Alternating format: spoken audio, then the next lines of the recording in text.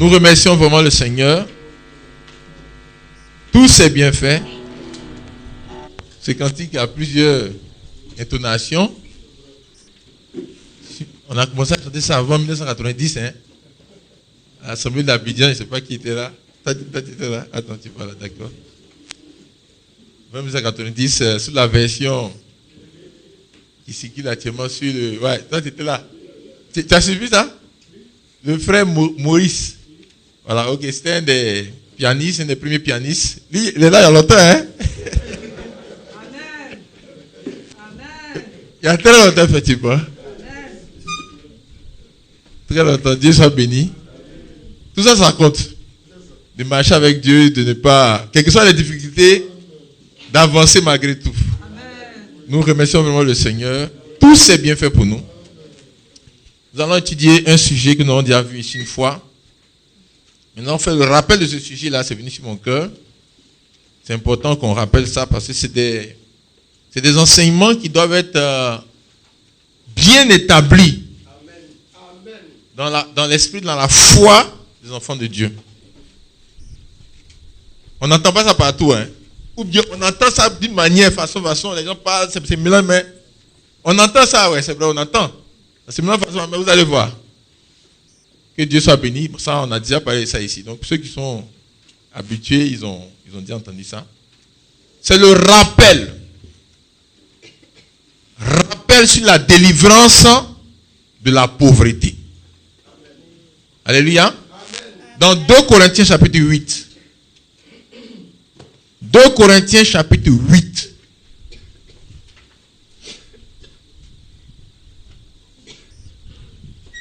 Verset 9. 2 Corinthiens chapitre 8. Verset 9. L'apôtre Paul parle à l'église de Corinthe et dit: car vous connaissez la grâce de notre Seigneur Jésus-Christ, qui pour vous s'est fait pauvre, de riche qu'il était, afin que par sa pauvreté, vous soyez enrichis. Amen. Amen. Car connaissez la grâce de notre Seigneur Jésus-Christ, qui pour vous c'est qui? C'est vous les croyants. Amen. Vous les chrétiens. Amen. Vous qui avez cru en la grâce, qui avez reçu la grâce, vous les sauvez. Les sauver, les délivrer, qui avaient reçu la grâce pour vous. Jésus-Christ, notre Seigneur, s'est fait pauvre, de riche qu'il était, afin que par sa pauvreté, vous soyez enrichis. Amen. Que Dieu soit béni. Deuxième passage, c'est dans 3 Jean. 3 Jean, verset 2. 3 Jean, verset 2, ça c'est un des derniers livres du Nouveau Testament. 3 Jean, verset 2. L'apôtre Jean qui était le dernier apôtre. C'est lui qui était le dernier apôtre à mourir. Donc il était seul en ce moment-là comme apôtre. Tous les autres étaient morts. Il était le gardien, comme on dit, du temple. Lui, quand Dieu l'a appelé comme apôtre, quand vous lisez dans les évangiles, il est en train de réparer les filets. Contrairement à Pierre qui, lui, dit: tu es pécheur, je vais te faire pécheur d'homme. Mais Jean réparait les filets quand Dieu l'a appelé. Donc il est resté à la fin pour réparer toutes les brèches que l'ennemi avait commencé à mettre dans l'église pour sceller la révélation. Et c'est l'apôtre Jean qui parle à un serviteur de Dieu, un bien-aimé, un frère. Et quelque chose qu'il dit à ce frère qui correspond à ce qu'il dirait à tous les autres. Il dit: bien-aimé, je souhaite que tu prospères à tous égards. Et sois en bonne santé comme prospère l'état de ton âme. Amen. Je souhaite que tu prospères à tous égards. Le salut que Dieu a acquis pour nous, c'est un salut qui est complet. C'est un salut qui est complet. C'est un salut qui est total. L'évangile que nous prêchons, que nous devons croire, que nous croyons, c'est le plein évangile. Le salut, c'est le salut total. C'est une délivrance totale que le Seigneur est venu nous accorder. Ce n'est pas une délivrance partielle. C'est pour ça c'est pour ça que Jean dit que tu dois prospérer à tous égards. Ton âme prospère, ton corps prospère, tous les domaines sont concernés par la délivrance de Dieu. Tous les domaines, il n'y a pas un domaine qui n'est pas concerné. Il faut que tu comprennes ça. Et c'est un des derniers messages qu'il a donné à l'église. Le salut que Dieu est venu nous accorder, ça ne concerne pas seulement l'état de notre âme. Ça concerne tous les domaines de notre vie et notre existence. L'évangile, le plein d'évangile, comprend plusieurs aspects. Si vous enlevez l'évangile, plusieurs aspects. Il a dit la bonne santé, ça c'est l'évangile de la guérison divine. La guérison divine, là, ça fait partie du plein évangile. Vous enlevez ça de l'évangile, ce n'est plus le plein évangile. La prospérité fait partie du plein évangile. L'évangile de prospérité fait partie du plein évangile. Vous enlevez ça de l'évangile, ce n'est plus le plein évangile. Et ça, il faut comprendre ça. Que Dieu soit béni. Le problème, c'est qu'il y a des gens qui prennent une partie de la Bible et qui laissent le reste. C'est ça que Dieu condamne. On ne prend pas un seul aspect. Il faut prendre toute la parole de Dieu.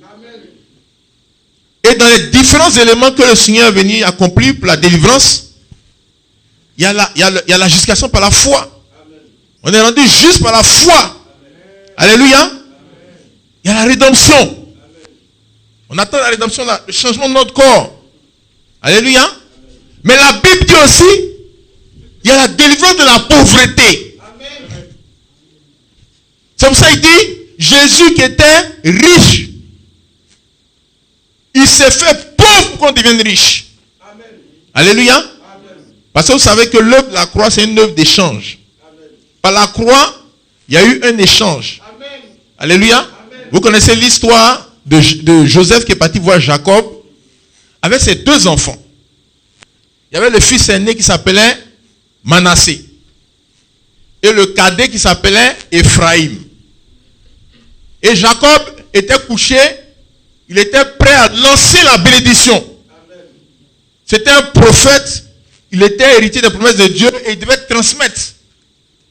Et Joseph s'est approché de Jacob en mettant son fils Manassé à la droite de Jacob, pour que Jacob puisse mettre sa main droite sur la tête de Manassé, et il a mis Ephraïm à la gauche de Jacob, pour que Jacob puisse mettre sa main gauche sur la tête d'Ephraïm. Parce que pour Joseph, ils allaient être bénis, mais le plus grand, l'aîné, devait avoir plus que le plus petit. N'est-ce pas? Que Dieu soit béni. Mais ce n'était pas le plan de Dieu. La croix est venue changer tous les trucs sur la terre ici. La croix est venue tout changer. Tout ce que ça t'a installé, la croix est venue tout changer. Alléluia. Que Dieu soit béni. Sinon, nous on n'allait pas s'en sortir. Qui allait nous donner la place? Que Dieu nous assiste. Donc, lorsqu'il a approché les deux enfants, Jacob, qui était prophète, qui voyait plus clair, au lieu de mettre ses mains comme ça, il a croisé ses mains. Il a croisé ses mains. Alléluia. Et sa main droite est allée sur la tête du plus petit. Et sa main gauche est allée sur la tête du plus grand. Et ce qui devait partir chez le plus grand est parti chez le plus petit. Et ce qui devait partir chez le plus petit est parti chez le plus grand. Par l'œuvre de la croix. Par l'œuvre de la croix. Tout ce qui devait partir sur Jésus, c'est parti sur nous. Ce qui devait partir sur nous est parti sur Jésus. C'est pour ça que Jésus qui est riche est devenu pauvre. Et nous qui sommes pauvres, on est devenu riches. C'est pas C'est pour ça que Jésus, qui sans maladie, il a porté toutes les maladies dans son corps et nous sommes guéris. Amen. C'est pour ça que Jésus est mort et nous avons la vie. Amen. Que Dieu soit béni. Amen. Il est allé en enfer et nous on va au paradis. Amen. Que Dieu soit béni. L'œuvre de la croix est venu mélanger le programme de Satan. Amen. Et des gens qui ne pouvaient pas avoir parlé aussi, qui ne pouvaient pas avoir place, ils ont la place aujourd'hui. C'est le plein évangile. C'est pour ça que l'apôtre dit, vous connaissez la grâce de Dieu. C'est ça la grâce de Dieu. Jésus s'est fait pauvre pour qu'on soit riche.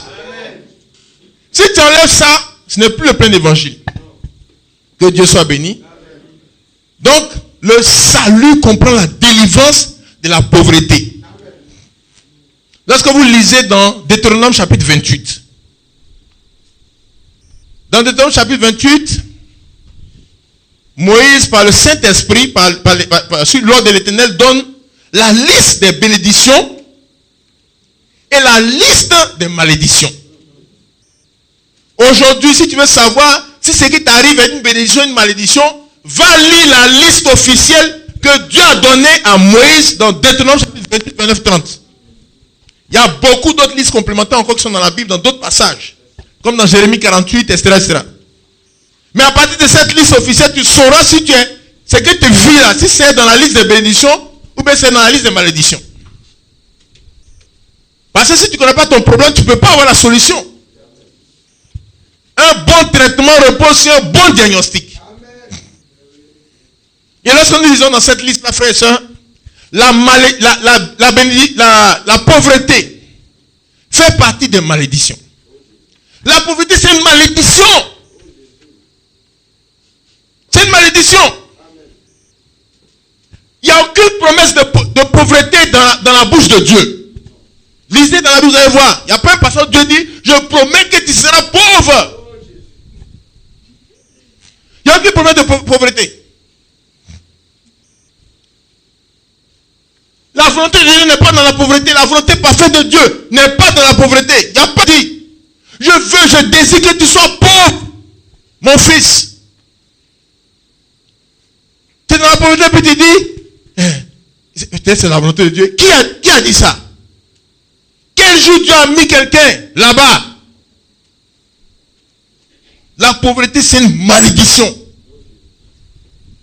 C'est une malédiction. Et ça fait partie des problèmes que Jésus est venu régler à la croix du Calvaire. La pauvreté individuelle, la pauvreté familiale, la pauvreté des villes, pauvreté du pays. Que Dieu nous assiste. La pauvreté est une malédiction. La pauvreté est une malédiction. Et le plein évangile, l'évangile de la prospérité fait partie du plein évangile. Vous enlevez l'argent de la Bible là. Ce n'est plus la Bible. Beaucoup de pages vont sauter. Regardez les paraboles. Si vous enlevez l'argent dans parabole, plus de la moitié des paraboles vont disparaître. La parabole des talents. La parabole des mines. La parabole du monsieur qui cherchait la pelle. Celui qui cherchait les trésors dans les champs. La parabole du fils prodigue. On parle de l'argent partout. Que Dieu nous assiste. Dans le paradis, quand Dieu a créé le paradis, dans le paradis là-bas, il y avait l'or et l'argent dans le jardin d'Éden. Vous lisez dans le jardin d'Éden. La première fois on parle d'or dans la Bible, c'était dans le jardin d'Éden, dans Genèse chapitre 2. On parlait des 4 fleuves qui traversent le jardin d'Éden. On dit le premier fleuve, un fleuve sortait d'Éden et c'est divisé en 4 bras. Donc c'est un fleuve mais 4 bras. Le premier Pichon, c'est celui qui entoure tout le pays d'Avila où se trouve l'or. L'or est dans le jardin d'Éden. L'or est du côté de la bénédiction.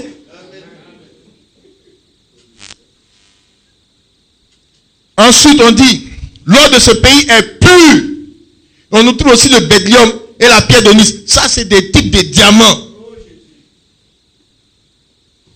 diamant. Non, c'est pas l'or qui est bénédiction. Hein? Moi, si dans mon cœur, j'ai la paix du cœur, ça suffit. Ça, c'est pas ce que Dieu a donné. Il y a la paix du cœur. Et puis, il y a aussi viande aussi. Viande de brousse. Poulet aussi est dedans. Poulet est dedans aussi. Que Dieu nous assiste.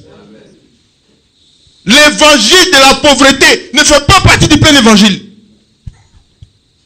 Il y a un faux enseignement. Il veut faire confondre la pauvreté avec l'humilité. La pauvreté, ce n'est pas l'humilité. La pauvreté, ce n'est pas l'humilité.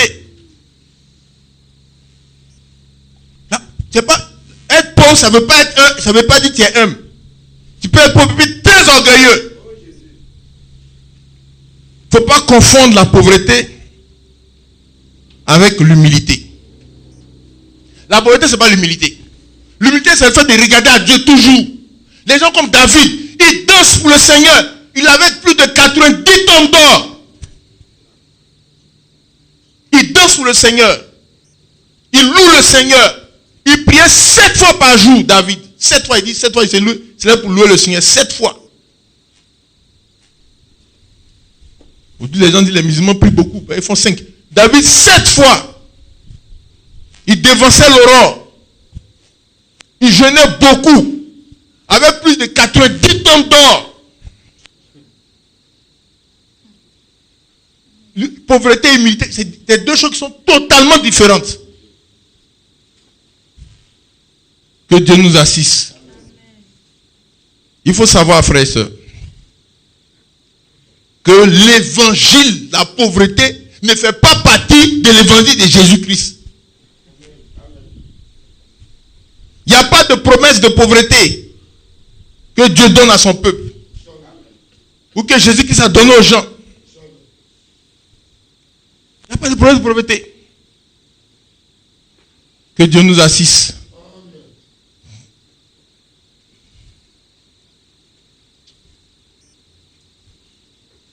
L'or et l'argent appartiennent à Dieu. Comme vous êtes dans AG, chapitre 2, verset 8. Le Seigneur dit, l'or m'appartient, l'argent aussi. Dit les choses du monde. Ah, ça c'est les choses du monde. Quelles choses du monde? Ça appartient à Dieu? Ça appartient à Dieu? Quand on dit choses du monde, là, c'est le péché. Voler l'argent, c'est ça qui est du monde. Se prostituer pour l'argent, c'est ça qui est du monde. Ce n'est pas l'argent qui est du monde. Le Seigneur dit dans AG chapitre 2, verset 8, l'homme m'appartient, l'argent m'appartient. AG chapitre 2, verset 8. Dieu sait ce qui est bon sur la terre. Quand on a fait le partage, là, il a bloqué les deux là d'abord. C'est comme ça.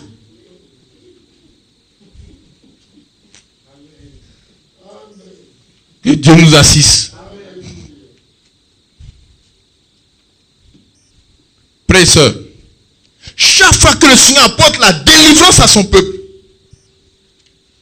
il apporte les bénédictions à son peuple, de la Genèse à l'Apocalypse, il y a toujours la délivrance de la pauvreté dedans. Il traite toujours le problème de la pauvreté. On peut parler des autres choses, mais aujourd'hui, on est concentré sur la délivrance de la pauvreté. Il n'y a pas quelqu'un qui a été délivré sans que le côté de la pauvreté n'ait été traité par Dieu. Alléluia. Que Dieu nous assiste. Quand on parle de bénédiction, on parle de bénédiction d'Abraham. Abraham était béni. Vous lisez dans Galates chapitre 3, verset 14. On dit Abraham a été béni. Genèse chapitre 24, verset 1. Abraham a été béni en toutes choses. Quand on prend dans Genèse 24, verset 1. Tout le monde sait que Abraham, c'est le type même de l'homme qui a été béni. Donc c'est reconnu dans Galates chapitre 3 qu'Abraham est le type de ceux qui a été béni. Parce que tous ceux qui doivent être bénis, on dit c'est béni comme bénédiction d'Abraham. Comme vous êtes dans Galates 3, c'est ça, hein? La bénédiction d'Abraham. Alléluia. Maintenant, dans Genèse chapitre 24, verset 1, on dit Abraham était vieux avant son âge. L'Éternel a béni Abraham en toutes choses. En toutes choses. Et quand vous voyez les détails au verset 35, son serviteur allait expliquer les bénédictions. Il dit, l'Éternel a comblé des bénédictions, mon Seigneur, qui est devenu puissant. Il a donné des brebis, des bœufs, de l'argent, de l'or, des serviteurs. Mais c'est comme ça la bénédiction. Mais ça là, c'est Dieu qui dit ça. On ne garde pas le nom de Dieu en disant ça. C'est Dieu qui appelle ça la bénédiction. Il y a un frère qui dit non, mais ça qui a dit la bénédiction, non. Et moi, je vais au ciel, c'est l'essentiel. Hein? C'est ça qui est la bénédiction. Moi, les choses de la terre. Quelles choses de la terre? C'est sur la terre pour nous. Hein? Pour nous, est sur la terre ici. Quand Dieu a créé, là, il y a beaucoup de planètes. Il y a Neptune, Jupiter. Mais c'est ici qu'il nous a placés. Il a mis pour nous ici. Dominer la terre. Multipliez-vous sur la terre. Mangez la viande qui est sur la terre. Les gros morceaux, mangez. Tu veux partir prendre pour toi où? Il ne faut pas aller diminuer pour Dieu là-bas. C'est ici pour nous. Hein. Que Dieu nous assiste. Et ici, il m'a donné des trucs. C'est comme ça, la bénédiction. Que Dieu nous assiste. Il faut être délivré de la bénédiction, c'est ça. C'est Dieu qui a décrit ça. Alléluia. L'eau et l'argent appartiennent à Dieu. Aujourd'hui, là, tout ce qu'on voit, où le diable est venu recevoir Jésus-Christ, pour lui dire que tout m'appartient là. Le diable a dit à Jésus, tout m'appartient. Il lui a montré tous les rangs de la terre.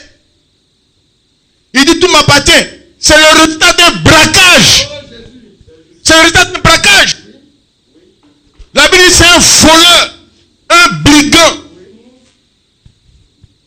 Ce n'est pas lui qui est le propriétaire. C'est le résultat d'un braquage.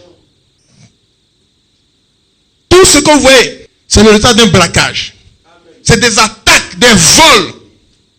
De maison parce que le diable est un voleur et c'est un menteur. Il a mis en place un système pour braquer. Et c'est ce travail-là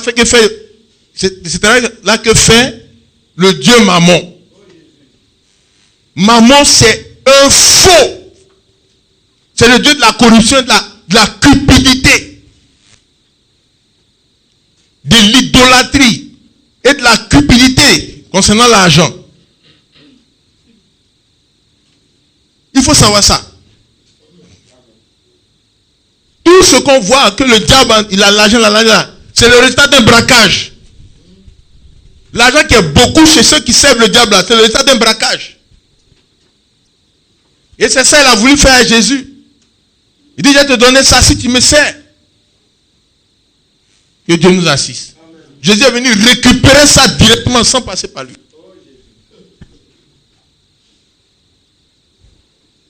Aujourd'hui, pourquoi les chrétiens sont attaqués? Pourquoi l'argent des chrétiens est attaqué?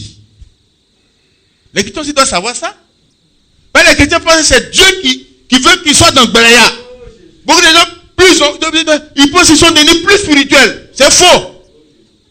C'est faux. David a 90 tonnes de puissance d'esprit, était beaucoup sur lui comme ça. Amen.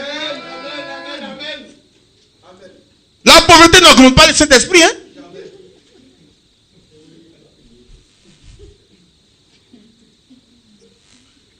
David, il est prophétise et puis l'argent est beaucoup. Quand les dons se multiplient chez les apôtres, on verse l'argent à leurs pieds. Il n'y a plus de place dans la poche pour attraper l'argent là. C'est trop beaucoup. Les gens viennent déposer ça à terre là-bas. Qui dépose l'argent sur lui à terre? Mais quand ça devient beaucoup, on est obligé de jeter l'argent là-bas pour chose. C'est comme ça. Il prie beaucoup et l'argent est beaucoup. Le diable est venu braquer. Mais pourquoi les chrétiens l'argent est attaqué? Parce que le diable est tombé ici, il a mis en place un système de braquage. Il a commencé là depuis Adam. Depuis les gens d'Éden. En prenant le contrôle d'Adam là, l'homme qui était là-bas, il a pris aussi. Diamant qui était l'a pris. Aujourd'hui, le diable dit, tant que tu ne te prospères pas devant moi, je ne te donne pas. Vous avez entendu parler des gens qui vont à double pour avoir l'argent. Vous avez entendu parler de ça? Les influenceurs, vous avez entendu? C'est le système que le diable a mis en place. Pour avoir l'argent, il faut aller faire manger caca des gens. Vous avez entendu parler de la farine? Vous voyez la farine? Il y a une farine, on dit, il n'y a pas de blé. Donc, il y a une autre farine, les gens prennent pour avoir beaucoup plus de... Vous avez entendu parler de ça? Tout ça, c'est les systèmes que le diable a mis en place. Tu parles pas, voilà, tu peux avoir l'argent. Et les brouteurs, tu dois amener d'abord du sang. Amener, sacrifier les gens. C'est des systèmes de braquage que le diable a mis. Tous ceux qui ne veulent pas suivre ce système, ou bien tu veux aller avoir le poste, on dit va accoucher d'abord. Ou bien amène, il faut faire la condition, sinon tu ne vas pas avoir le concours. Tout ça que le diable a mis en place. Les chrétiens, eux, veulent suivre Dieu. Donc, eux, ils sont attaqués à cause de ça. Parce que tout le système a été verrouillé par Satan. Pour attaquer tes biens. Pour attaquer ton avenir. Tu dois avoir le concours, mais on bat ton nom. Parce que tu te soumets au conteste. On bat ton nom. Ton salaire que tu devais avoir, on donne ça à quelqu'un d'autre. Et c'est lui qui se promène, qui va en vacances. Qui achète les grosses villas, les grosses villas, les grosses voitures. C'est le résultat d'un braquage.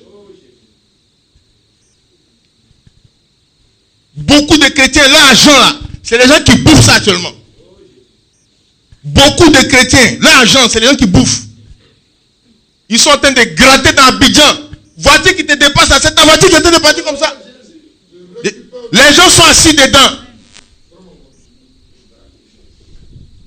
Climatiseur, ils sont en train de sentir là. C'est ton climatiseur que tu dois sentir. Toi, le soleil chicote les pieds, la tête des gens. Transmis dans tous les côtés. Que Dieu nous assiste. C'est un système de braquage de Satan. Sinon, Satan ne donne pas. Satan n'a rien. L'eau, l'argent appartient à Dieu. Et les enfants de Dieu, les chrétiens, beaucoup n'ont pas l'intelligence renouvelée. Ils ne savent pas que c'est pour eux donc ils ne cherchent pas à avoir. Ils pensent que c'est l'humilité que d'être pauvre. Ou bien il y en a qui disent que c'est la volonté de Dieu. Qui a dit que ce qui est mauvais, c'est ça que Dieu donne à ses enfants? Dans la Bible, c'est à quel enfant de Dieu Dieu donnait ce qui était mauvais? Pourquoi dans la Bible il donne ce qui est bon et puis aujourd'hui, en Côte d'Ivoire, c'est ce qui est mauvais que les chrétiens ont et puis ils disent c'est Dieu qui l'a donné? Que Dieu nous assiste. Dans la Bible, ce qui est bon, Dieu donne à ses enfants. Maintenant, pourquoi aujourd'hui en Côte d'Ivoire, c'est ce qui est mauvais, les enfants de Dieu ont? Que Dieu nous assiste. Il faut qu'on comprenne ça. La délivrance de la pauvreté fait partie de l'œuvre de salut que Jésus-Christ est venu accomplir pour nous à la croix de Calvaire. Le diable, l'une de ses cibles privilégiées là, c'est l'argent du peuple de Dieu. Le jour où le diable allait négocier les attaques contre Job, au ciel là-bas, il y avait beaucoup de choses que Job fait à la maison. Job fait une réunion de prière à la maison. Il chante des cantiques. Il fait beaucoup de choses. Mais quand le diable a négocié avec Dieu là, il dit, c'est son argent, moi il va attaquer. Il y a beaucoup de gens qui s'arrêtent quand l'argent n'est pas là. Hein? J'ai dit l'argent n'est pas important. Qui a dit ça? Qui a dit l'argent n'est pas important? Quelque chose que Dieu dit, c'est lui qui garde ça. Toi tu dis c'est pas important. Donc Dieu garde les choses qui ne sont pas importantes. pas choisir les choses qui sont pas importantes. Que Dieu nous assiste.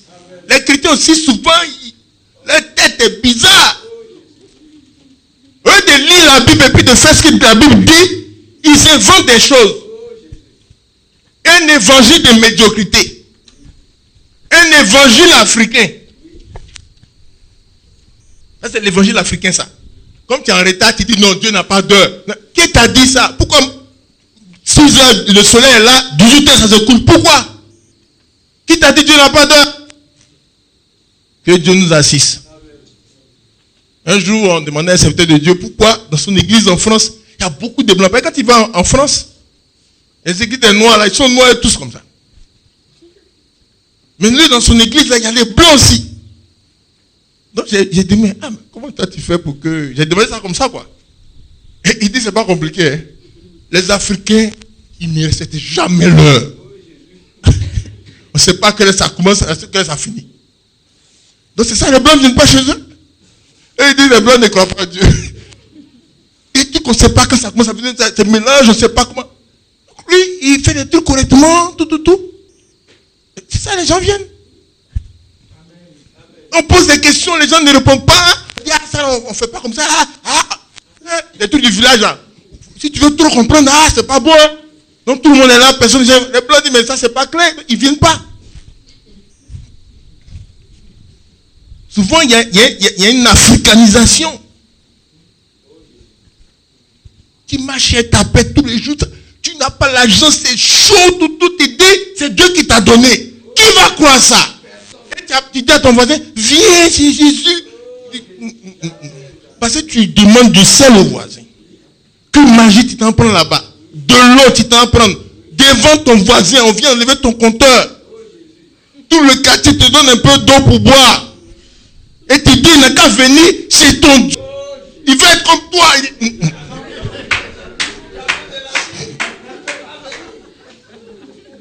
Le voisin dit, vraiment, il ne peut pas payer. Dis mon voisin incrédulité, ça. On va aller mon compteur. J'ai marché maintenant je pourrais qu'à jamais tous les jours. Ça, je ne veux pas. Et on me dit le voisin incrédule. Mais il ne peut pas croire ce Dieu. L'évangile de la prospérité fait partie du plein évangile. Que Dieu nous assiste. Qu'est-ce que le diable a ciblé? Première cible qu'il a attaqué chez Job. C'est son argent. Parce que quand l'argent est tombé là, même la femme de Job, elle ne chantait plus bien les cantiques. Quand on donne le cantique, elle est là, elle ne chante pas. Son mari, mais il faut chanter, elle dit, chut. Beaucoup de choses s'arrêtent quand il n'y a pas l'argent. Que Dieu nous assiste. Il est écrit dans Ecclésias chapitre 7, verset 12. L'argent répond à tout. Amen. Ecclésias, il y a deux passages. Hein. Il y a deux passages. Il y a le 7, 12. Et puis, parce qu'il y a un passage qui dit, on est à l'homme de la sagesse comme on est à l'homme de l'argent. Donc ça, c'est le 7, 12, je crois. Il dit qu'à l'homme de la sagesse, on est habité comme à l'homme de l'argent. L'argent fait que les gens, tu deviens sage un coup. Dis bon, on attend qu'ils viennent pour que la réunion commence. Qu'est-ce qu'on fait? Va à droite, bon. Nous tous on est d'accord, on doit aller à droite. C'est comme ça. C'est l'argent qui a fait la réunion ne dure plus trop. Il n'y a plus trop de discussions dans la réunion. L'argent, c'est comme la sagesse. Ça arrête les palabres. Beaucoup de gens, quand ils se battent là, c'est affaire d'argent. Si chacun a pour lui, tout le monde va rire. Mais regardez les gens qui se battent quand on descend du Baka. C'est à cause de quoi? C'est l'argent. Que Dieu nous assiste. Il dit après, le deuxième passage là, 10, 19, il dit, l'argent répond à tout. L'argent répond à tout. Que Dieu nous assiste. Frère, il faut être équilibré. Hein. Je ne dis pas qu'on cherche l'argent et puis on laisse les autres choses. C'est pas ça. Alléluia. Mais on ne va pas prendre les autres choses et puis laisser l'argent aussi. Il dit l'état de ton âme, ta santé et tous égards. Que Dieu nous assiste. Et ça, c'est important de comprendre. Je vous dis, frère, le diable a attaqué l'argent de Job. Et quand l'argent a attaqué, tout le reste a attaqué. La vie de prière, l'œuvre, tout a attaqué. Les cantiques, tous les cantiques sont attaqués. Tu tombes dans la banalité. Ils ont crié, c'est un pasteur. Dis, attends là-bas, je vais jouer. C'est d'accord, d'accord. Mis dans un petit coin, attendu, ils ont joué, quand ils ont fini, bon, tiens ça pour Dieu bénisse.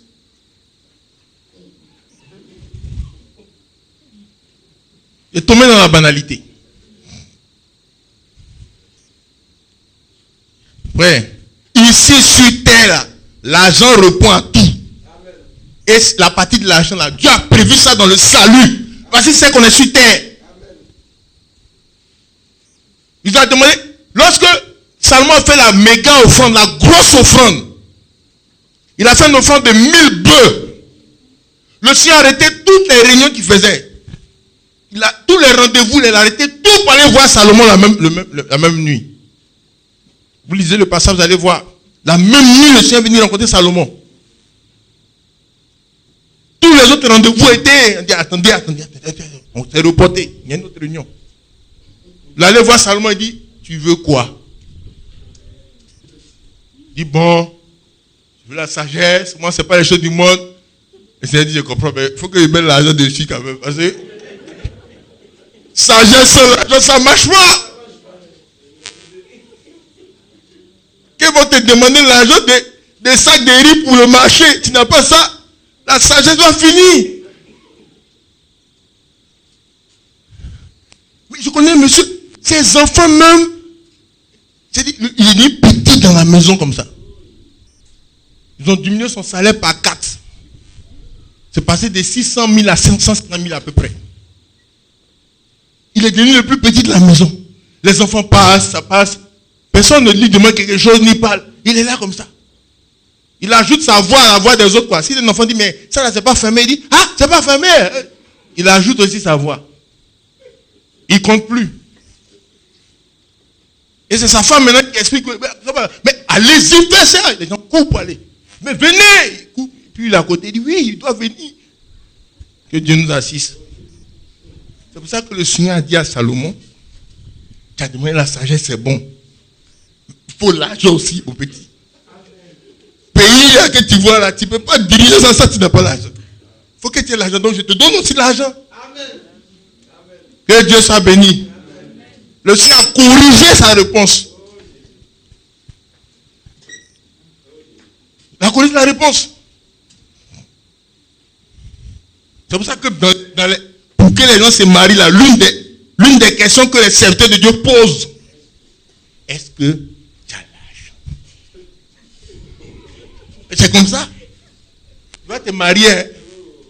Tu dis oui, je l'aime, je ne peux plus vivre sans elle. Les gens ont lu les brochures de Frère Monamika maintenant. Il y a une phrase qu'il a dite là. Il dit, si tu ne peux plus vivre sans elle, ça veut dire, c'est elle qui est vraiment ta femme. Donc maintenant, il répète cette phrase là même. Ils ont appris par cœur. Il dit, frère, est-ce que c'est vraiment ta femme? Il dit, oui, je ne peux plus vivre sans elle. Il dit, bon, tu ne peux plus vivre sans elle. Est-ce que tu as l'argent?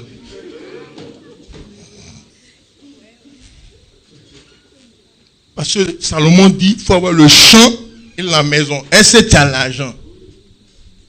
Vous allez venir à la maison, bon, le lendemain matin, ça commence, le petit déjeuner. On fait comment? Un pain fait 200 francs. Est-ce que elle a son demi-pain demain, c'est possible? Avec le lait, le café, pas au lait, le vrai café, qui vient du pays du café.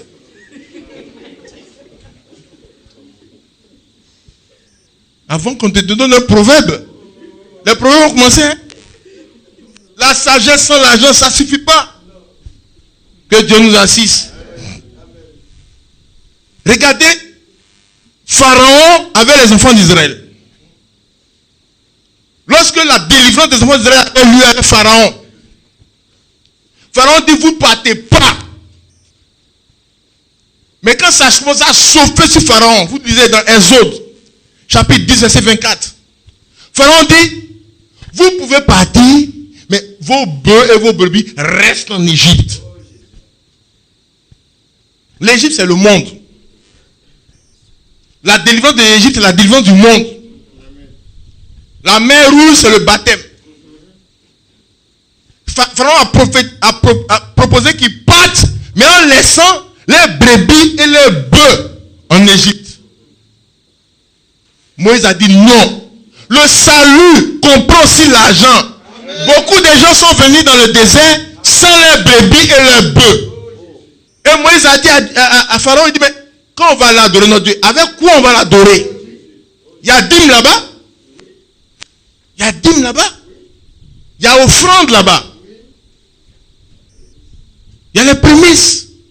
Tous sont propres pour adorer Dieu. On n'adore pas Dieu les mains vides. Exode 20. Exode dit, on n'adore pas Dieu les mains vides. Même Allah, c'est gros mouton propre pour l'adorer. Des faux dieux, c'est gros mouton. C'est pas le vrai Dieu qu'on a adoré les mains vides. Que Dieu nous assiste. Avec Dieu, ta femme a accouché. C'est avec des offrandes on remercie. Pour l'accouchement. L'année est passée, tu es vivant. C'est avec des offrandes. On ne remercie pas Dieu les mains vides. On ne va pas adorer Dieu les mains vides. Mais Pharaon dit, ils n'ont qu'à aller adorer les dieux, mais les bébés, donc beaucoup de chrétiens aujourd'hui là, ils sont venus, mais leur argent est resté dans le monde là-bas. C'était verrouillé, c'est dans le monde. Et les mains sont vides. Ils n'ont pas de dîmes à donner à Dieu. Ils n'ont pas d'offrande à donner à Dieu. C'est le résultat d'un braquage spirituel de l'ennemi. Satan les a braqués. C'est pour ça que Dieu a prévu aussi que quand il te délivre là, il doit te délivrer. Il doit délivrer sur ton argent. Amen. Il doit délivrer sur tes biens. Amen. Il doit délivrer aussi tous tes biens. Amen. Alléluia. L'œuvre de la croix comprend la délivrance de tous les biens. Alléluia. On peut voir plusieurs exemples de délivrance dans la Bible et de bénédictions. Quand on lit la bénédiction d'Abraham, on a déjà parlé de ça. La bénédiction d'Abraham s'est accompagnée de la délivrance financière d'Abraham. Il était béni en toutes choses. On a lu le passage tout à l'heure, vous avez vu. Vous lisez Isaac. Lorsqu'il y a eu la famine dans le pays, Isaac a voulu fuir aussi en Égypte, comme tout le monde. Le Seigneur dit, ne va pas en Égypte. Toi, tu es un enfant de Dieu. Reste dans le pays. Reste ici dans la foi. Dans la foi, là, tu vas voir ce que Dieu va te faire pour toi. Tu n'as pas besoin d'aller faire broutage. Ni d'aller faire porte-à-pita ou bien je ne sais pas quoi là. Ni d'aller vendre farine. Reste dans la foi ici. Tu vas voir ce qui va se passer. Isaac est resté dans la foi. Il a commencé à travailler, il a semé. Dieu a multiplié. La Bible a dit riche. Le mot riche, frère et soeur, c'est un mot que Dieu même emploie pour les serviteurs de Dieu. Et pour les enfants de Dieu. Dans Genèse, chapitre 26. Verset 3. Il dit, Dieu dit à Isaac, séjourne dans ce pays-ci, je serai avec toi et je te bénirai. Je te bénirai. Dieu dit, je te bénirai. Maintenant, allons dans le passage où la bénédiction s'accomplit. Vous allez dans le passage où la bénédiction s'accomplit. Verset 12. Isaac sema dans ce pays et il recueillit cette année le centuple, car l'Éternel le bénit. Cet homme devint riche. Et il alla s'enrichissant de plus en plus jusqu'à ce qu'il devienne fort riche. Alléluia. Les gens commencent à être jaloux d'Isaac. Il fait ce qu'on appelle ça, un puits, un femme. Ils ont commencé à attaquer Isaac. Mais la Bible dit qu'il devenait de plus en plus riche. On l'attaque, mais sa richesse augmente seulement. Les attaques ne diminuent pas la richesse. Il marche avec Dieu toujours, ça augmente. Jusqu'à ce que la Bible dit que l'un des puits, il appelle ça robot. C'est-à-dire, il arrivait à un endroit où on ne pouvait plus l'attaquer. Il était en haut là-bas comme ça. Les attaques sont en bas, lui il est en haut. Alléluia. C'est ce que Dieu fait pour ses enfants. Dans la bénédiction, il y a aussi ça. Être riche, là, frère, c'est pas un péché. Être riche, là, c'est pas le diable c'est pas le travail du diable. Le diable, c'est un imitateur. C'est Dieu qui rend riche. On est dans la Genèse au départ. Et le Dieu qui a fait ça pour eux, il est encore là aujourd'hui. Être riche, c'est-à-dire aujourd'hui, tu n'as pas de salaire. Tu peux vivre combien de temps encore? Si on coupe toutes tes sous, tu peux vivre combien de temps? Ou bien si c'est chaud, il y a la famine, tu peux vivre combien de temps? C'est ça la richesse. Hein? C'est la richesse. On dit il y a un crash bouché, il y a des gens qui rient comme ça pour augmenter seulement. Dans le crash, il y a un gars qui m'a dit, mais Corona peut venir encore. Bon, comme je ne suis pas méchant, c'est un cas parti. Mais sinon, si ça vient là, parce que son âge s'est multiplié dans Corona. Où les gens pleuraient, la police se multiplie seulement. Que Dieu nous assiste. Frères et sœurs, ça aussi c'est l'évangile. C'est le plein d'évangile aussi. Il dit, il devient riche, fort riche, jusqu'à ce qu'il devienne fort riche. On dit c'est certains creuser un autre puits au sujet desquels on cherchait à créer la place Sitna.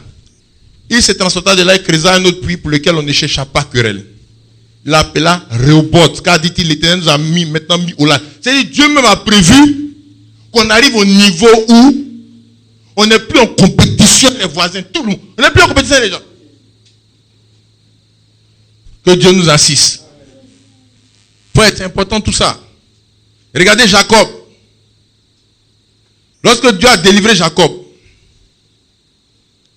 vous lisez Genèse 30, verset 43. Cet homme devient de plus en plus riche. C'est Dieu même qui dit le mot riche.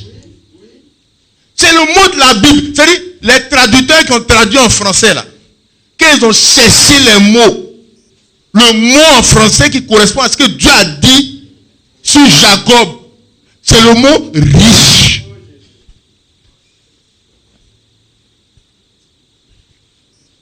Que Dieu nous bénisse richement. Il faut être délivré de la mentalité. Toutes les autres mentalités. Le diable, il dit non que le chrétien doit être pauvre. C'est faux. C'est faux. Ça, c'est pas l'évangile de Jésus-Christ. Il y a des questions. Ça vient. Ça vient. Le peuple d'Israël en Égypte. Pharaon dit, allez adorer Dieu, mais vos bœufs et vos moutons vont rester en Égypte ici. Le diable veut avoir le contrôle de l'argent et des biens. C'est un braqueur. C'est un braqueur. Et les enfants de Dieu sont informés qu'ils ne doivent pas accepter ces situations. Ils ne doivent pas accepter ces situations. On est sauvés avec tous nos biens. On adore Dieu. La Bible, on a tous tes biens. Si tu n'as rien à offrir à Dieu, tes biens sont restés quelque part. Le feu doit les libérer là où c'est. Le feu de Dieu doit les libérer partout où ça est pour que ça vienne. Que Dieu soit béni. Amen. Regardez la délivrance de Gédéon. Vous lisez dans Juge chapitre 8. Lui-même, c'est tellement beaucoup qu'il a commencé à faire des œuvres d'art maintenant. Tellement il fait les statuettes, les tableaux, tout ça. C'est comme ça. Donc il faut faire attention au vertige. Hein. Il y a vertige aussi dedans. C'est là maintenant il faut être humble. Il faut être équilibré. Avant de mettre ton argent dans les choses, tu dois demander la direction de Dieu. Tu dois discerner. Parce qu'il ne faut pas venir remplacer les gens de pota, bien poti, pota. Il ne faut pas venir remplacer. Il ne faut pas venir remplacer les faux. Aujourd'hui qui sont là. Comme il y a des gens qui ont dit, bon, on n'a qu'à faire un club chrétien. Maintenant, ils peuvent faire quoi? Non, c'est un club chrétien. Là, on vient de... On n'est pas là pour venir faire, pour remplacer les autres. Pas pinipoter maintenant les dignes déchirés. Dire, ah non, ça c'est un sceptre de Dieu. Lui, Il est à son temps. Le digne de ça, c'est quoi ça? Le pantalon soulève un peu comme ça, comme ça, comme ça. Ça, c'est quoi? Que Dieu nous assiste. Dieu ne nous rend pas riches pour revenir reproduire ce que le monde fait. Que Dieu nous assiste. Amen. Regardez l'église de Jérusalem. La Bible, il n'y avait aucun indigent, aucun pauvre là-bas. Le Seigneur a multiplié les biens. Multiplié les capacités. Regardez Paul dans Actes chapitre 20. Actes chapitre 20. Paul dit, ses mains. Il dit, Paul, il a fait plus de 3 ans à Éphèse. Il n'a touché aucune demi-offrande. Si vous lisez dans 1 Corinthiens chapitre 9, Paul avait droit aux 10 aux offrandes. Un serviteur de Dieu a droit aux 10 aux offrandes. Alléluia. En tant que berger, en tant que serviteur de Dieu, la Bible dit qu'il se nourrit de quoi? Du lait et de la laine. Pas de la viande, hein. C'est les faux qui prennent la viande. La viande, mais la brebis est morte. Le lait ne coûte rien à la brebis. Le lait ne coûte... Tu fais délivrer des gens là. Il n'y a pas de... les offrandes qui sont faites, si la personne est bénie, ce qu'elle te donne là, ça ne lui coûte rien. Alléluia. Amen.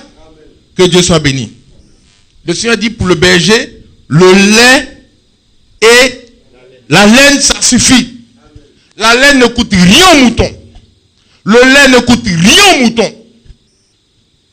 Le lait ne coûte rien à la vache. Et Paul a dit qu'il avait droit en tant que serviteur de Dieu. Mais il dit que dans tout le temps il a fait Éphèse, il n'a rien touché à de tout ça. Parce que Dieu l'avait béni. Paul, la Bible dit, était fabricant de tentes. Mais ses affaires ont tellement prospéré. Il dit, je n'ai désiré ni l'or, ni l'argent, ni les vêtements de personne. Actes chapitre 20, verset 33. Ses mains ont pourvu à mes besoins, à ceux des personnes qui étaient moi. Paul avait une équipe de, peut-être, ils étaient au moins 10 personnes comme ça. L'équipe qui était de Paul. Au moins 10 personnes. Leur nourriture chaque jour. Où ils doivent manger, leur transport, tout. Dieu a pourvu à tout. Paul, il avait beaucoup. Mais, regarde, mettez 10 personnes chez vous à la maison, vous allez voir. 10 gaillards, mettez-les à la maison. Invitez-les seulement une semaine. Vous allez voir ce qui va se passer dans le budget. Ta femme et toi, vous allez commencer à dire turou. C'est que vous n'avez jamais dit, vous avez commencé à vous dire ça. Vous allez, ah, mais pourquoi tu passes à côté de moi? C'est pas ça qui est le vrai problème. C'est les 10 personnes qui mangent le riz, là. C'est ça qui est le problème. Mais tous les autres choses ont des problèmes. Que Dieu nous assiste. Mais Paul a pris un sang à ses gens. Il n'y a pas si un. Parce que ses affaires étaient prospères. Que Dieu nous assiste. La délivrance s'accompagne de la délivrance de la pauvreté. Ça, il faut comprendre ça. Que Dieu soit béni. Amen. Alléluia. Amen. Que Dieu soit béni. Frères et sœurs, Jésus-Christ n'était pas pauvre. Jésus-Christ n'était pas pauvre. La Bible était riche. Il n'était pas pauvre. Regardez les cadeaux qu'on a fait à Jésus à sa naissance. Moi, je dis toujours, c'est-à-dire que les cadeaux que les enfants, les bébés reçoivent quand ils sont nés là, ça montre quelle famille. C'est comme ça. Il y a des gens, quand un bébé est né là-bas, là, tu n'as pas peur de prendre un gros morceau de BF pour aller donner ça comme cadeau. Il y a des maisons comme ça. Il y a des maisons où quand tu prends ton billet de 2000 francs, ou bien 500 francs, tu dis, ah, mais ça c'est pour le petit. Mais il y a des endroits là, toi-même tu sais que un carton de, un morceau de BF, tu ne peux pas rentrer là-bas pour te faire cadeau de BF. Il te faut au moins un carton. Il y a des endroits aussi, tu sais qu'il faut au moins un billet rouge. Ou bien un gros billet vert, c'est-à-dire le 5000 francs. Pour faire le cadeau. Quand toi-même tu regardes les gens à qui tu dois venir dire félicitations là, tu sais qu'il faut au moins un billet rouge pour ça. Ou bien on ne connaît pas ça. Attends, c'est qu'il a dit là, on comprend bien, on ne comprend pas. Parce que j'ai eu l'impression au moment que j'étais en train de raconter des histoires. Il y a des endroits là, tu dois aller prendre la gamme de chlorane. Tu prends un truc de marque, la gamme. Le savon, le shampoing, la poudre. Tu prends la gamme. On met dans un panier et puis on met, c'est décoré. Si tu n'as pas ça là, tu ne peux pas aller dire félicitations pour tes bébés. Il y a des endroits comme ça. Mais pour Jésus, qu'est-ce qu'ils ont donné?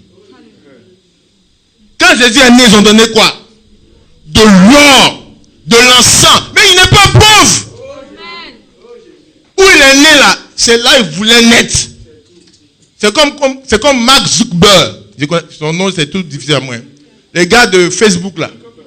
Quand il est en tapette et puis digne là. C'est pas il veut porter tapette et digne. C'est pas la pauvreté. C'est un choix. Jésus voulait. Il dit il est un agneau, donc il est né là où les agneaux naissent. C'est une décision de Jésus. C'est les gens qui sont riches seulement qui peuvent décider de dormir où ils veulent et de manger où ils veulent. On a vu un président venir prendre pendant baiser dans un coin. Ça devient un événement, tout le monde vient. Pourtant, toi, quand tu ne pas pendant baiser, les gens passent, on ne te regarde même pas. Pour lui, les caméras viennent filmer parce qu'il a pendant baiser. Et la femme aussi, ça devient ça. Tout le monde va venir me pendant baiser chez elle. À cause de ce qu'on a, lui il est venu me pendant baiser là. Tout le monde vient maintenant chez elle me pendant baiser. Jésus n'est pas pauvre. Jésus a été surpris un midi. Il a parlé qu'il est 14h moins.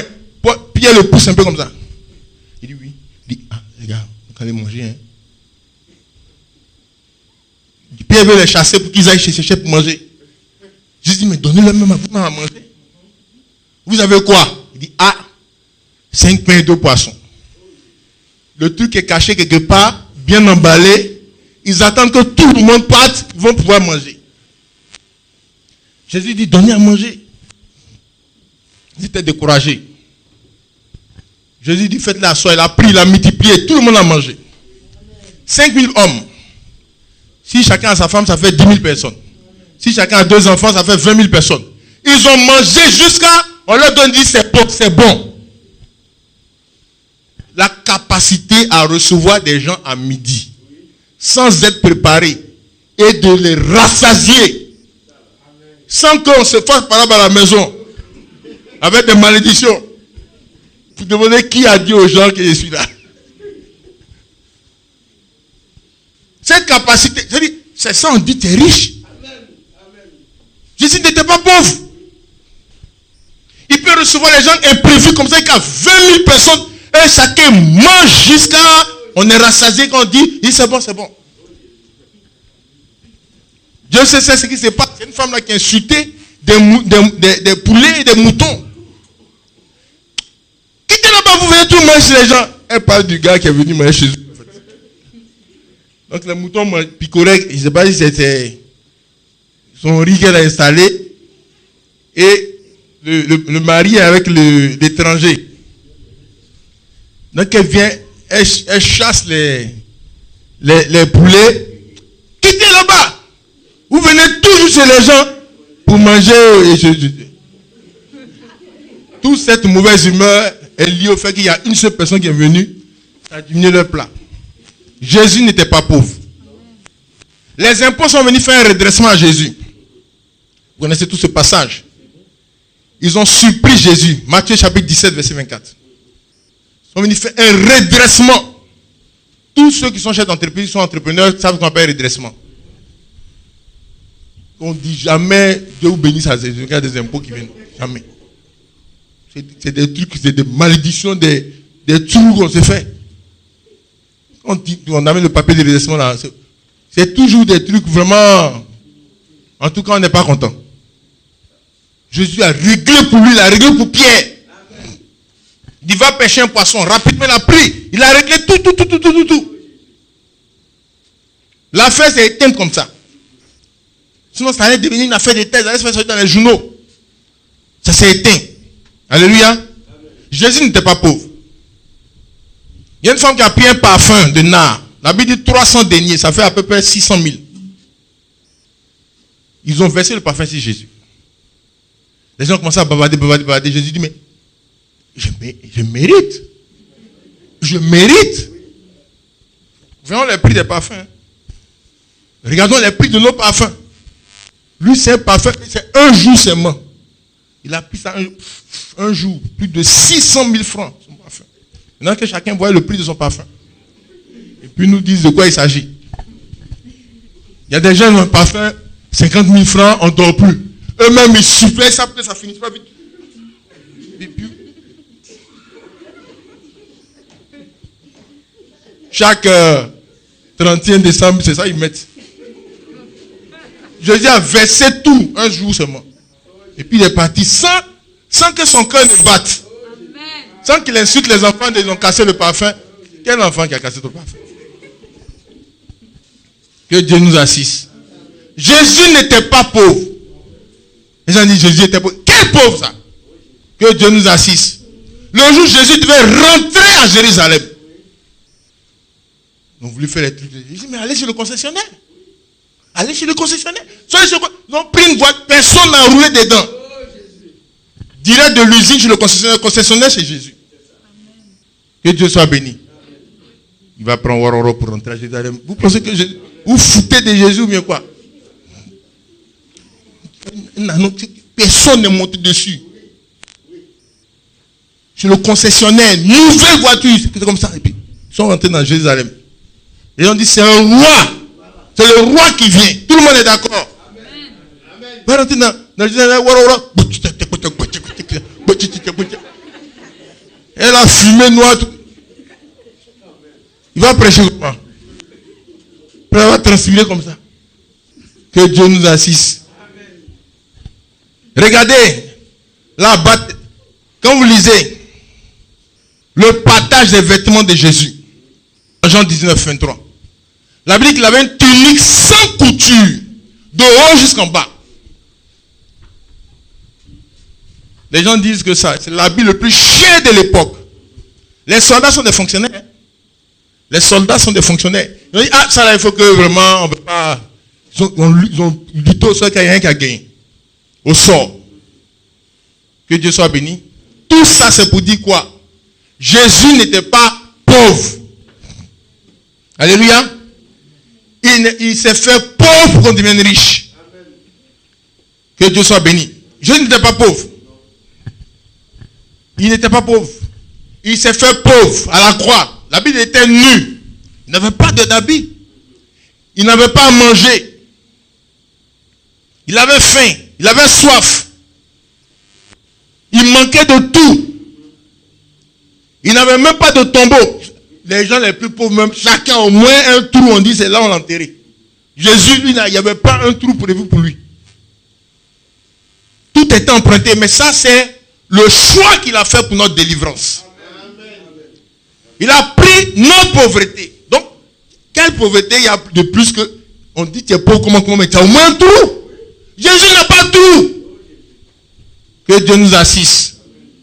C'est pour dire qu'il a pris vraiment la malédiction extrême de la pauvreté. Pour que nous soyons délivrés. Que Dieu soit béni. Frères et sœurs. Je voudrais aussi dire une chose. J'ai dit ne pas confondre la pauvreté et l'humilité. Mais il y a aussi une chose. Il ne faut pas confondre la pauvreté et le renoncement. Et le renoncement. Et il y a la différence, hein.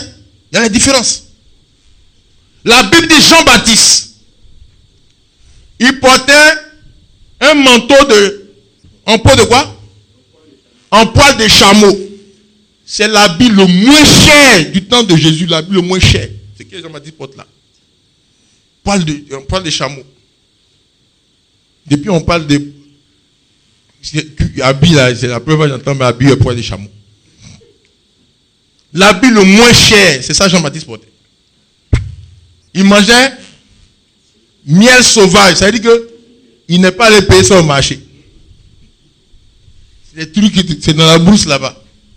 Avec quoi? Sauterelle. Que Dieu soit béni. Quelle est la différence entre Jean-Baptiste et la pauvreté?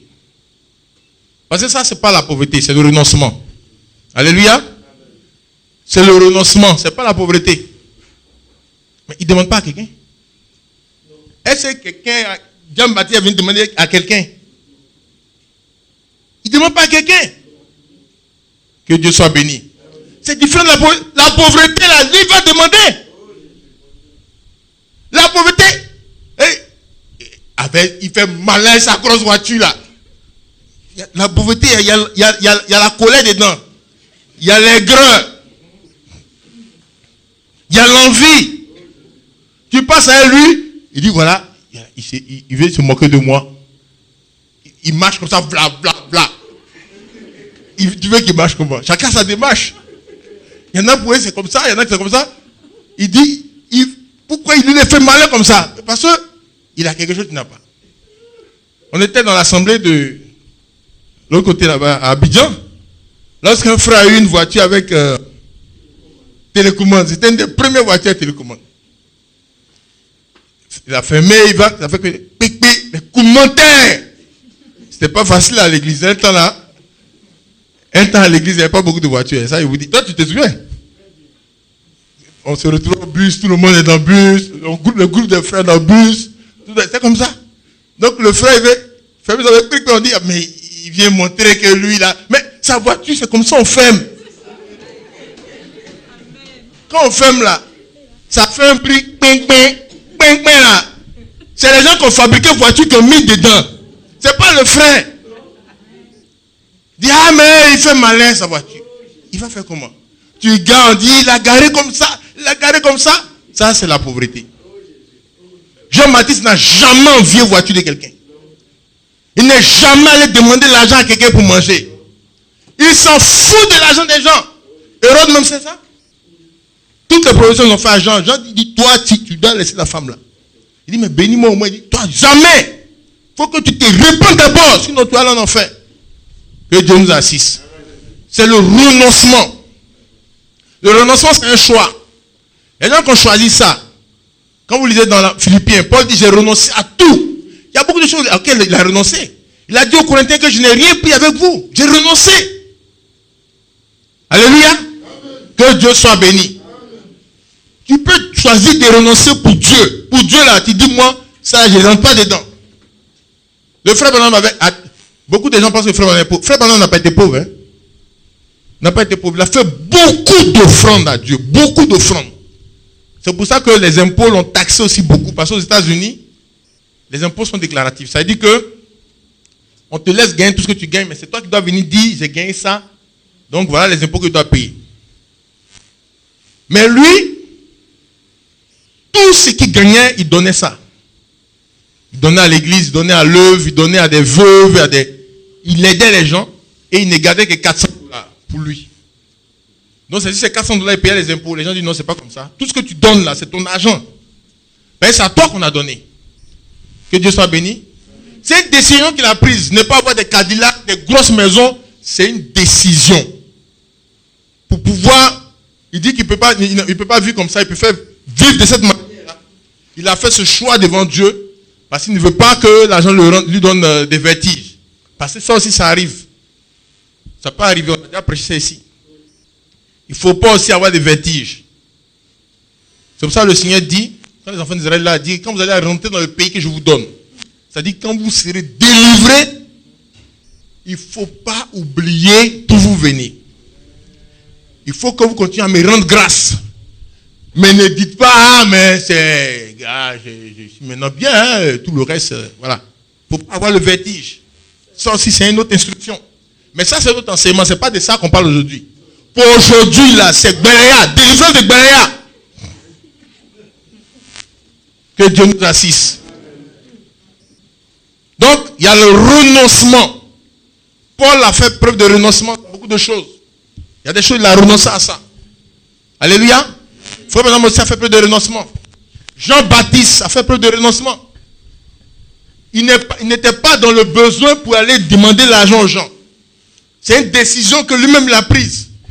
Alléluia. C'est comme la décision de Jésus de naître dans la mangeoire, là où les animaux, de naître plutôt dans le coin de bergerie. C'est une décision qu'il a prise. C'est comme si Bill Gates vient en Côte d'Ivoire et puis dit je vais dormir à l'hôtel Ibis. Ibis n'est pas l'hôtel le plus cher d'Abidjan. Mais c'est une décision. C'est comme Michael Jackson est venu et puis il est allé à Boisseau. C'est une décision. C'est une décision, sinon il n'a pas besoin d'argent. Alléluia. Donc il ne faut pas confondre la pauvreté et le renoncement. Beaucoup de situations dans la Bible, c'est des situations de renoncement. Ce n'est pas des situations de pauvreté. Où on voit des serviteurs de Dieu comme Élisée, il a abandonné son champ, il a servi Dieu. C'est un renoncement, vous voyez. Il ne vient pas demander de l'argent après aux gens. Il ne vient pas faire trou quand les gens passent à leur voiture. Il ne vient pas dire que les gens font malin parce qu'ils sont passés en voiture. Il est content que les gens soient contents. Mais celui qui a la pauvreté là, il y a les grands dedans. Il y a la jalousie. Il y a les mauvais souhaits. Un peu de sorcellerie aussi, c'est mélange dedans. Vous dites, lui, il n'a qu'à tomber. Là, il va voir comment c'est. Tu lui donnes l'argent, mais il souhaite que toi aussi, tu aies le balayage pour que tu vois comment il souffre. Et le jour où tu as des problèmes, il vient te voir comme ça. Mon frère. Non, on est dedans. Toi, tu ris. Toi, tu es en train de pleurer. Puis lui, il rit. Il dit, mon frère, ça là, c'est rien. Nous, il y a longtemps, on est dedans. Il est en train de se moquer de toi. Ça, c'est la pauvreté, ça. Que Dieu nous assiste. Beaucoup de problèmes qu'il y a aujourd'hui dans le pays, là, c'est problème de pauvreté. Sorcellerie qui est beaucoup vieille, là, beaucoup, là, c'est pauvreté. Pourquoi lui va s'en sortir? C'est pour ça qu'on ne peut pas donner les informations aux gens. Pourquoi il va s'en sortir? Pourquoi son enfant va partir là-bas? L'autre, moi, mes enfants n'ont pas pu partir. Donc les gens font tout pour que le passeport se perde. Les gens qui ont perdu le passeport comme ça. On cherche le passeport, on ne trouve plus. Ils ont fait tout dans la sorcellerie pour que le passeport soit un peu brûlé ou bien gâté, déchiré. Que Dieu nous assiste. Donc frère, voilà un peu. Il ne faut pas confondre la pauvreté et le renoncement. Beaucoup de choses peuvent être des failles pour faire entrer la pauvreté dans la vie des gens. Quelques failles, on va citer quand même quelques failles. L'infidélité dans les dîmes et les offrandes et les aumônes. Quand vous lisez dans Malachie chapitre 3 verset 9, la Bible dit que les gens sont frappés par la malédiction parce qu'ils ont volé les dîmes, les offrandes. Ce côté-là, il faut que les chrétiens surveillent ça. Quand ce côté n'est pas surveillé, ça fait la porte ouverte à beaucoup de pauvreté. L'esprit de pauvreté peut rentrer. Les attaques de pauvreté peuvent rentrer. Donc l'infidélité dans les dîmes, l'infidélité dans les offrandes, l'infidélité dans les aumônes.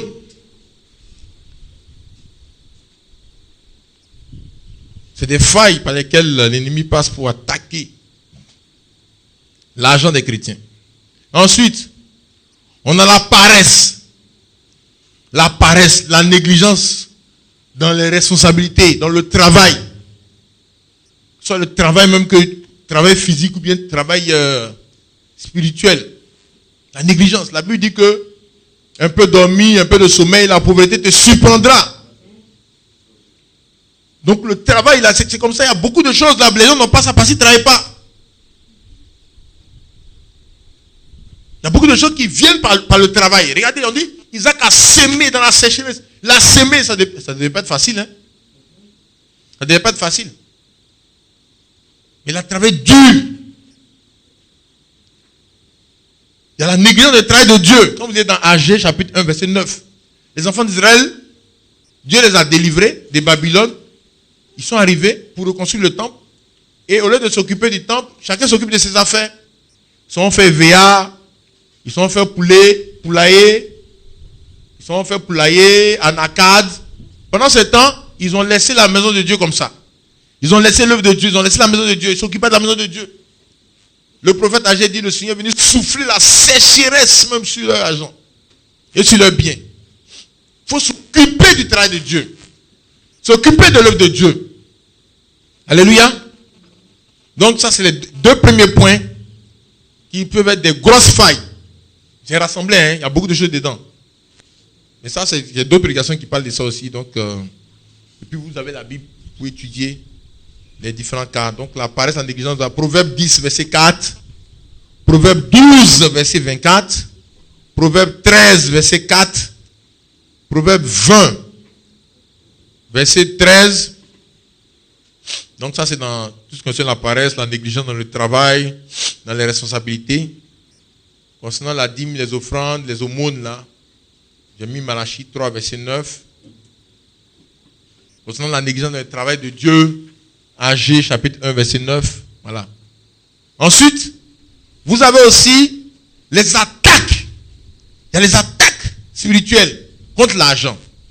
Et ça, vraiment, c'est quelque chose... il n'y a pas à faire des dîmes offrandes. Hein. C'est-à-dire que c'est pas seulement dîmes, mais tu as attaqué, mais l'argent est même attaqué. Il y a les attaques. C'est attaqué par la sorcellerie. C'est attaqué par les fétiches. Attaqué par les dieux de famille. Il y a des systèmes qui sont installés comme ça depuis des siècles. L'Afrique noire, par exemple, on dit l'Afrique noire. Quand on dit l'Afrique noire, là, c'est pas seulement la couleur de la peau. Hein. C'est les esprits même qui sont assis ici. Qui sont aussi noirs. Beaucoup doivent être dégagés afin que et ça, le train a commencé. Alléluia. Le train a commencé. Donc vous prenez l'attaque de la sorcellerie. Regardez Naboth. Naboth de Jezreel. Vous connaissez Naboth de Jezreel. Mais il a été tué par la sorcellerie. Parce que la reine de la sorcellerie, qui dirigeait le culte de Baal dans le peuple d'Israël, c'était Jézabel. Mais le réseau touchait tout le territoire d'Israël. La vie des anciens, la vie des Naboth. Eux aussi sont dans le réseau. Ils ont organisé un piège. La Bible dit qu'ils ont tué Naboth. Ils ont tué ses enfants. Ils les ont disposés de tout leur héritage. Tout leur terre. Ils ont perdu leur forêt, leur terre. Les attaques de forêt là, c'est pas maintenant ça a commencé. Beaucoup de gens sont à Abidjan là, ils ont une forêt, mais ils ne peuvent pas tuer la forêt. Les gens ont bloqué les forêts. C'est vrai ou c'est pas vrai? C'est vrai. Ils ont bloqué les forêts. Leurs forêts sont bloquées. Actuellement, ils sont à Abidjan. Ils auraient pu prendre ces forêts-là pour faire beaucoup de choses, mais ils ne peuvent pas. Tout ça, c'est des attaques spirituelles. C'est ce que je vous ai dit, c'est le braquage. Et ça, le chrétien ne doit pas laisser ça. Il doit mettre le feu jusqu'à ce que ce soit libéré. Il doit mettre le feu jusqu'à ce que tout ça, toi-même, souvent, même, tu es là comme ça, tu ne sais même pas ce que tu as. Mais tu dois mettre le feu jusqu'à ce que tout sorte. C'est quelque part. Même si tu ne sais pas, il y a une soeur là, quand le feu est parti là, ils l'ont appelé pour dire, ah, mais on ne t'a pas payé depuis telle année, telle prime là. Tu n'as jamais eu ça? Elle dit non. Il dit, ah, mais pourquoi tu dois avoir ça? Tous tes amis ont ça. Elle dit, ah bon? Je ne sais pas. Ils ont rappelé tout. C'est ça, non, Philippe? 2 ans. 2 ans de prime. L'argent n'est ni beaucoup comme ça. Elle est venue déposer son enveloppe aussi ici. Elle dit que comme on a prié pour elle, bon, on a mis dans le tronc. Dieu soit béni. C'est-à-dire que le jour où elle est venue consulter le Seigneur a dit, toi-même, tu es venu pour tel problème là. Il y a beaucoup de choses dans ta vie. Quand le feu est parti dans sa vie, elle allait au travail là-bas, elle m'appelle, elle dit, ah, on dit qu'il y a une prime, elle n'a pas eu depuis 2 ans. Ils ont tout rattrapé. C'est-à-dire qu'il y a des choses qui sont en nous, on ne sait même pas. On n'est pas informé de ça. Le feu doit nettoyer tout. Alléluia. Amen. Regardez les fétiches dans la famille de Gédéon. Baal était assis dans la famille de Gédéon. L'argent de Gédéon est bloqué par Baal. De toute la famille. Mais quand Baal est détruit, le feu est parti car tout l'argent est revenu. Tout ce qu'on leur volait. Tout est revenu. Plus les intérêts. Alléluia. Que Dieu soit béni. Regardez les enfants d'Israël. Ils ont travaillé pendant 400 ans en Égypte. Ils étaient esclaves.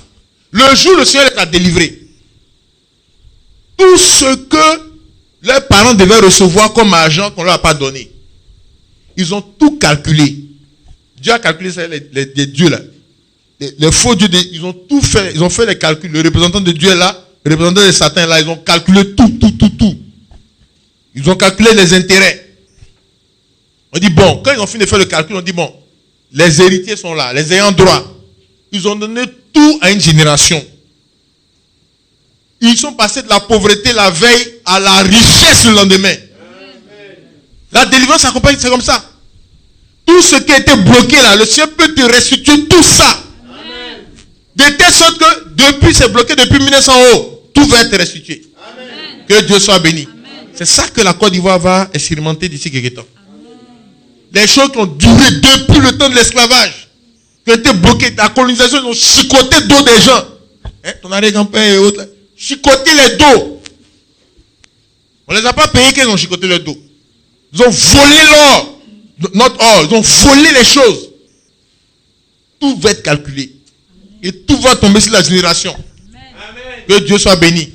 Il y a un gros travail que les Israéliens doivent faire quand le Seigneur va les bénir. Là. Il y a un gros travail, ça a commencé, c'est un gros travail. Il faut que la parole soit diffusée partout dans le monde. Amen. Partout dans la sous-région, partout. Le travail doit être fait. Que Dieu soit béni. C'est pour ça qu'on doit être délivré pour expérimenter certaines choses. Amen. Beaucoup de choses doivent se faire par la délivrance spirituelle d'abord, pour qu'on puisse exploiter l'argent comme il se doit. Amen. Que Dieu soit béni. Amen. Donc ça, regardez bien, c'est comme ça. Il peut y avoir des attaques. Donc, Naboth les a attaqués. Ils ont perdu tout leur héritage familial. C'est des attaques de la sorcellerie. 2 Rois chapitre 9, verset 26. Vous lisez ça. Ça concerne Naboth. Donc, il parlait de la délivrance aussi concernant l'Égypte. Parmi les problèmes aussi, il peut y avoir des héritages malsains. Les héritages malsains, ça veut dire que c'est des héritages de malédiction, de pauvreté. Vous connaissez un peu la pauvreté qui a été, comme vous lisez dans 2 Samuel 3, verset 29, vous allez voir que Joab a été maudit. On a dit qu'il y aura toujours dans sa descendance quelqu'un qui va mendier. Donc il y a un esprit de malédiction qui est dans la famille. Il peut y avoir un esprit de malédiction dans la famille qui fait que vous êtes toujours dernier, toujours vous cherchez, toujours. Il y a des familles comme ça. Il y a des liens comme ça. Il y a des gens comme ça. C'est-à-dire, on ne sait pas quand ça a commencé parce que c'est beaucoup dans la famille. Et les gens meurent comme ça aussi. Et les gens disent, oh, mais tu as éprouvé, hein, vraiment, Dieu te soutienne. Il a été prouvé qu'elle est morte. C'est pas comme ça. L'épreuve, c'est un début, c'est une fin. Quand ça finit jamais là, c'est pas une épreuve, c'est une malédiction. Quand on ne sait pas quand ça a commencé là, c'est pas une épreuve, c'est une malédiction. Donc il y a les héritages malsains. Là aussi, ça nécessite des délivrances. Donc un héritage malsain peut être la faille par laquelle notre argent est attaqué. Parce qu'il y a un héritage malsain qui se transmet de génération en génération. Notre argent est attaqué. On n'a pas besoin d'expliquer qu'il y a un héritage malsain sur les Noirs. Sur l'Afrique noire. On va citer tout, mais l'Afrique noire est toujours dernier. Ça, c'est comme ça. Si on cite affaire de nourriture, on dit les derniers, l'Afrique noire. Si on cite affaire de... tout ce qu'on peut dire, hein, électricité, dernier, Afrique noire. L'eau potable, dernier, Afrique noire. C'est comme ça. On n'a pas besoin de... Tu nais en Suisse, tu nais en Norvège, c'est différent. Le jour où tu es né là, tu es millionnaire en euros. En Norvège. Si tu nais en Côte d'Ivoire, dès que tu es né actuellement, les Ivoiriens ne savent pas trop, hein.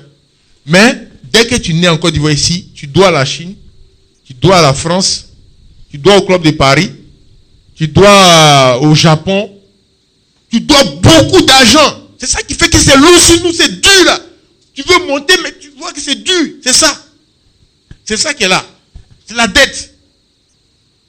On est hyper endetté. Dès que tu es ivoirien, c'est fini. C'est pour ça que les gens changent de nationalité pour quitter sous ce joug-là. Pour devenir suédois ou bien norvégien et tout ça. Que Dieu nous assiste. Donc ça, c'est les héritages malsains. Tout le système de Satan. Tout le système de Satan, il a mis en place pour contrôler l'argent. Pour maîtriser l'argent. Tout ce système doit se crouler pour la délivrance des âmes. Alléluia. Et c'est ce que le Seigneur dit dans Agé. Vous connaissez ce passage-là sur lequel on va terminer dans Agé. Chapitre 2. Il dit dans Agé chapitre 2. Il dit, car ainsi parle l'Éternel des armées. Encore un peu de temps, et je branlerai les cieux et la terre, la mer et le sec. Je branlerai toutes les nations.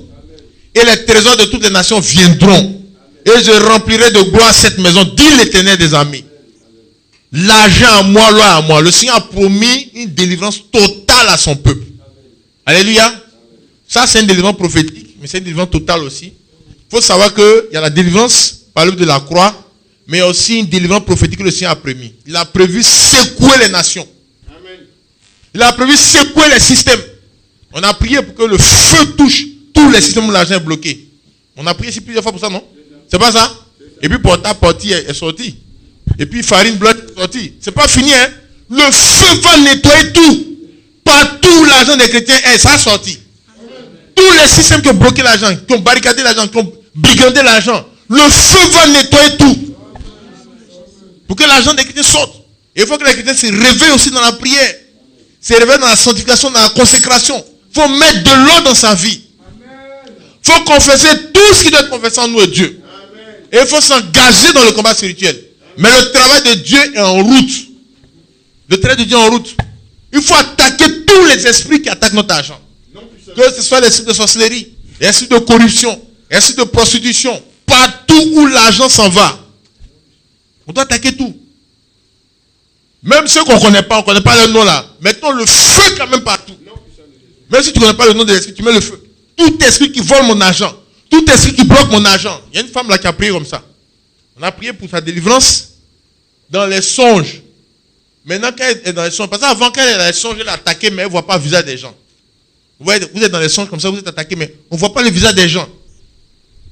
Quand on a prié pour sa délivrance, dans les songes là, elle voit le visage des gens. Elle dit, ah, mais tante, tu fais quoi ici? Sa tante essaie de fuir, mais elle voit la tante vis-à-vis comme ça. Elle se réveille, elle dit, ah, j'ai vu tante, voilà. Je dis, mais quelles sont tes relations, tante? Elle dit, ah, quand j'étais petit, tante m'a. Souvent, elle me dit, accompagne-moi dans la forêt, puis elle coupe les papiers, elle fait des trucs, tout. Elle dit, bois. Bien, elle a vu des gens aussi qui lui faisaient manger des poulets. C'est-à-dire qu'en fait, dans la réalité, quand elle était petite, quelquefois, ils préparent le poulet, puis on dit, c'est pour elle seule. Et elle est contente, elle mange. Tous les enfants, on bloque les enfants, on dit, c'est toi qui dois manger. Ces gens-là, elle a vu dans les rêves. Tout ce qu'ils ont fait, c'était des attaques. Que Dieu soit béni. Il faut identifier tout ce qui a pu se passer. Les pactes dans lesquels les gens nous ont mis. Les situations dans lesquelles ils ont mis, il faut prier pour mettre le feu dessus. Tous les esprits qui sont assis dans nos familles, que nous connaissons. On connaît le nom, il y a des masques. On connaît le nom, il y a des danses, on connaît le nom. Il y a des esprits que les gens adorent. Il faut mettre le feu sur chacun de ces esprits. Alléluia. Que Dieu soit béni. Il faut mettre. Il y aura des résistances. Il y a des résistances de ces esprits-là. Regardez Pharaon. Il a résisté. Jusqu'à ce que le Seigneur achève le combat. En jugeant tous les dieux de l'Égypte. Que Dieu nous bénisse richement. Que Dieu nous bénisse richement. Nous allons nous lever pour prier le Seigneur ensemble. Par rapport à tout ce que nous avons entendu. Prions le Seigneur par rapport à tout ce que nous avons entendu. Prions infidélité dans les dîmes. Infidélité dans les offrandes. Infidélité dans les aumônes. Infidélité dans les questions d'argent, dans les prémices. Nous allons demander au Seigneur de nous pardonner. Et de dévoiler tout. Partout il y a des failles qui ont été créées dans nos vies. Que tout soit dévoilé, confessé. Partout il y a eu des failles. Que tout soit dévoilé, confessé. Tout soit mis en ordre concernant notre maison, nos affaires, nos activités. Partout il y a des vœux qu'on n'a pas respectés. Qu'on n'a pas... On a négligé, on a oublié, on a mis de côté. Nous allons prier le Seigneur que tout soit mis en ordre, tout soit confessé, tout soit réglé. Prions le Seigneur.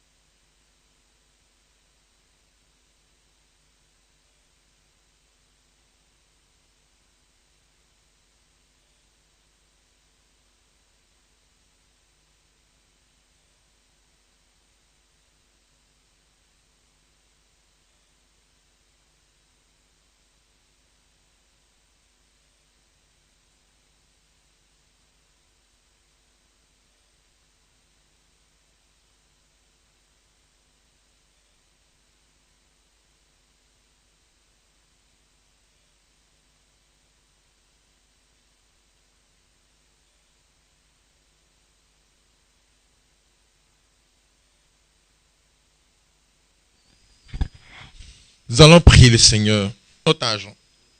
Tous les esprits de famille, tous les dieux de famille, tous les fétiches de famille, tout ce qui est de la sorcellerie familiale, qui attaque notre argent, qui attaque nos biens, tout ce qui est de la sorcellerie qui vient du village, les décisions de la sorcellerie du village, les décisions des dieux du village, les décisions des esprits du village, qui attaquent nos biens, notre argent, notre forêt, nos terrains, que le feu les nettoie, nom de Jésus, que le feu les